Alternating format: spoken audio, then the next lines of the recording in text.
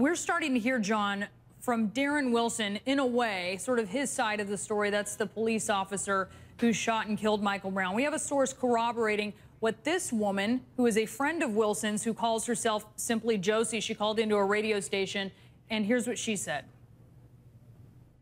And as he stands up, Michael just bum rushes him, just shoves him back into his car, punches him in the face, and then, of course, Darren grabs for his gun, and Michael grabs the gun.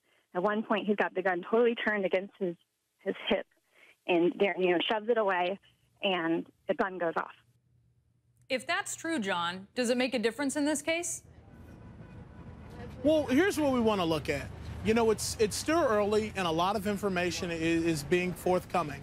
The autopsy that's come out today, they've mentioned that there's more information to come out. There's still information that is forthcoming.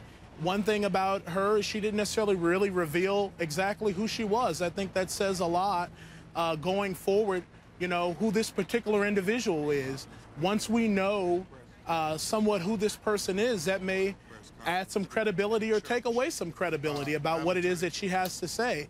Especially, I believe you said that she called in kind of somewhat anonymously. We really kind of need to find out who this particular person is before we take what she has to say really seriously. And Cedric, I want to see what you think of that. We're getting this side, it appears, from some sort of compatriot of the officers.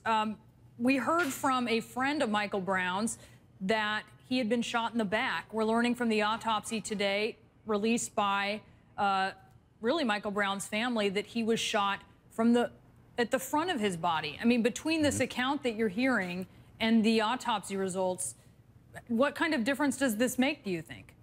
Well, I think there's some very glaring evidence that is coming in, but we have to remember this. We have to look at this case in its totality. A lot of the evidence that's being presented on the news every night is coming in spottedly. All of that evidence is going to have to be brought together. Witness statement, forensics evidence at the scene, officer's statement, and everything is going to have to be considered into the calculation so that we will have a very clear view of what occurred. We all want justice done here because clearly there were a lot of missteps that took place very early on in this investigation that creates a great deal of pause. But we can't prejudge, and we have to wait till all the information is in.